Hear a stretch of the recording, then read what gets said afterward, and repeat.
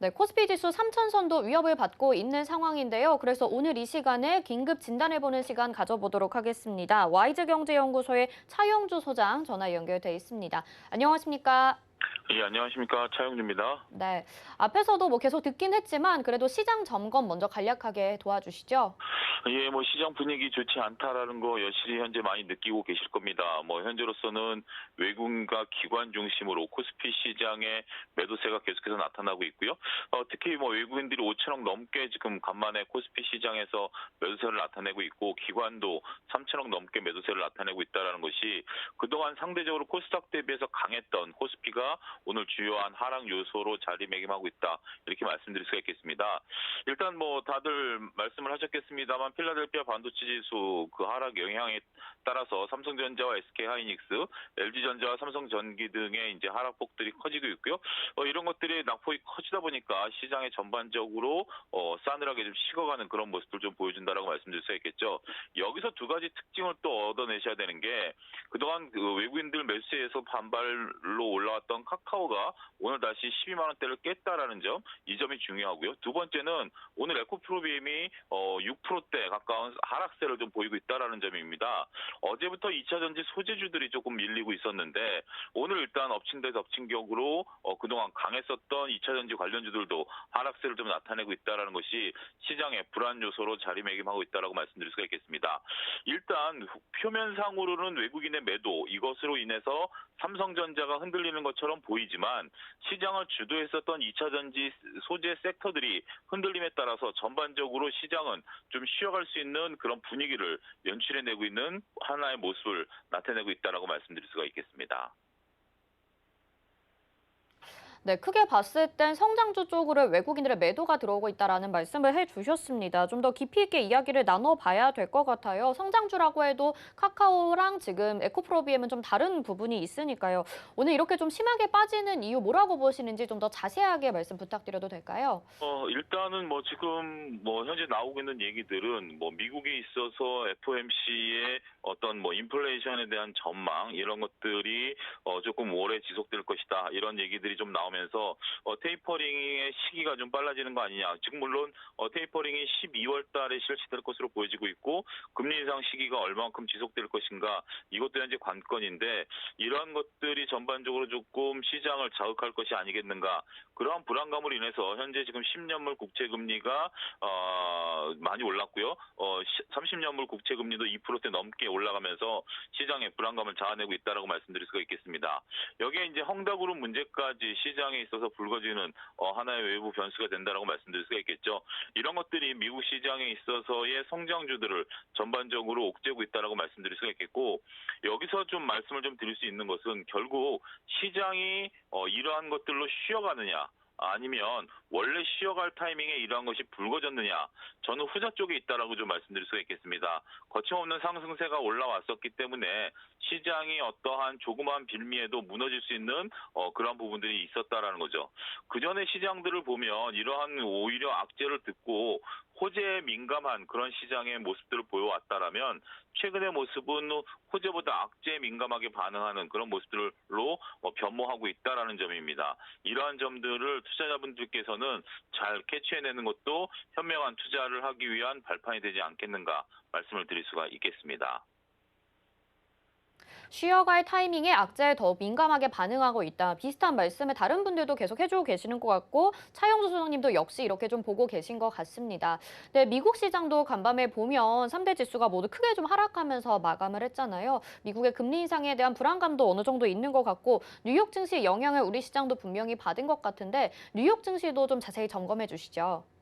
예, 뉴욕 증시는 앞서 언급드렸던 그런 요소들 외에 셧다운이라는 그러한 재정에 대한 부담감까지 현재 지금 더해지고 있다라고 말씀을 드릴 수가 있겠죠.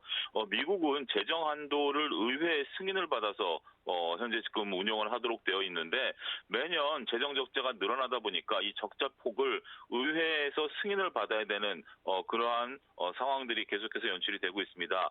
어떤 대통령이 된다 하더라도 이런 문제를 풀어야 되는 것이 현재로서는 가장 중요한 문제가 되고 있는데요. 이러한 문제점들이 왜 불거지게 되냐면 보통 어떻게 보면 정부가 돈을 써야 되는데 돈이 부족하게 되죠. 의회 입장에서는 당연히 돈을 쓸 수 있도록 열어주는 게 당연하다라고 말씀드릴 수가 있겠습니다. 하지만 의회 입장에서 보면 이러한 기회에 다수당이 정부에 원하는 것들을 얻어낼 수 있는 소위 말해서 정치적인 이해관계가 조금 불거진다라고 말씀드릴 수 있겠죠. 궁극적으로는 이번 문제도 뭐 잘 풀릴 것으로 보여집니다. 그렇지 않으면 연방 그 직원들에 대해서 월급을 못 주게 되니까요. 당연히 이것은 풀고 넘어가야 되는 문제죠. 그렇지만 얼마만큼 자연스럽게 넘어가느냐, 아니면 얼마만큼 또 정치적으로 바이든 대통령의 정치력을 시험하면서 넘어가느냐, 이게 현재 주식시장의 불안감을 자아내고 있다는 것들입니다. 예견된 결과이긴 합니다만 그 과정이 과연 시끄러울 것이냐, 아니면 잘 넘어갈 것이냐, 이러한 부분들 불안감 때문에 미국 증시가 다소 조금 조정을 받는 그런 요소가 된다는 거죠.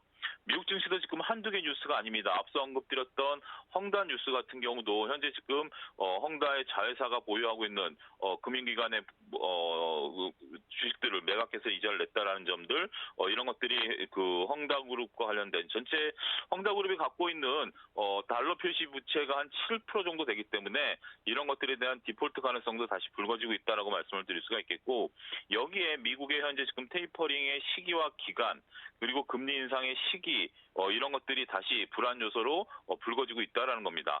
우리가 한편에서는 테이퍼링에 대한 부분들, 금리 인상에 대한 부분들 다 알려진 거 아니냐라는 부분들인데요.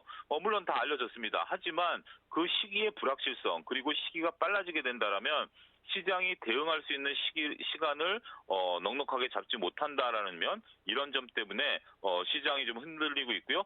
앞서 언급드렸던 좀 불안감 속에 악재가 조금 더 강하게 반응하는 그러한 모습들을 미국 시장에서도 볼 수 있다. 여기에 덧붙여서 지금 뭐 필라델피아 반도체 지수의 하락이 우리나라 입장에서는 상당히 곤혹스러운 악재로서 그 영향을 미치고 있다. 이렇게 덧붙여서 말씀드릴 수가 있겠습니다. 네, 금리 인상에 대한 불안감과 그리고 미국의 정치적인 이슈들이 또 엮여서 지금 이런 상황이 좀 빚어진 것 같고요. 일단 파월 의장과 제너 국무부 장관의 하원 의원 발언이 좀 남아 있으니까요. 여기도 주목을 해봐야 될 것 같습니다. 아직 악재가 좀 많이 남아 있는 상황입니다. 10월에 국내 증시 전망 어떻게 보시는지 말씀 부탁드릴게요. 예, 일단 뭐 굉장히 조심스럽습니다. 일단 10월에는 3분기 실적 시즌이 또 도래하게 되죠. 아무래도 지금 이제 내일까지 진행되고 내일 모레까지 이제 이번 주가 이제 마감이 되고 나면 본격적으로 이제 10월장이 연출이 될 텐데, 10월장 같은 경우는 3분기에 대한 실적, 3분기 실적이 보통 최고치가 나올 것으로 보여지고요. 4분기 이제 실적 전망에 대한 부분들, 연말까지 전망에 대한 부분들, 이런 것들이 불거질 것이다라고 말씀드릴 수가 있겠습니다. 문제는 실적이 좋다고 해서 주식시장이 올라갈 수 있다? 저는 그렇게 보고 있지는 않습니다. 왜냐하면 지금 2021년도에 실적이 좋아질 것을 2020년서부터 크게 땡겨온 것들이 사실이거든요. 그러한 부분들이 지금 현재 실적이 좋아진다고 해서 새롭게 반영되기에는 이미 시장에 있어서는 그런 부분들이 어느 정도 반영됐다라고 보여지는 겁니다. 문제는 시장이 예상하는 것만큼 실적이 안 나와주는 기업들이 더 문제가 될 것 같습니다. 실적이 잘 나오는 기업들 같은 경우는 그런 것들이 반영돼 있는 주가 수준이라서 현재 수준을 유지할 수 있는 그런 부분들 된다라고 말씀을 드릴 수가 있겠습니다만, 실적이 안 나오는 기업 같은 경우는 오히려 어닝 쇼크가 나오면서 주식시장이 좀 밀리는 그런 모습들이 된다라고 말씀드릴 수가 있겠죠.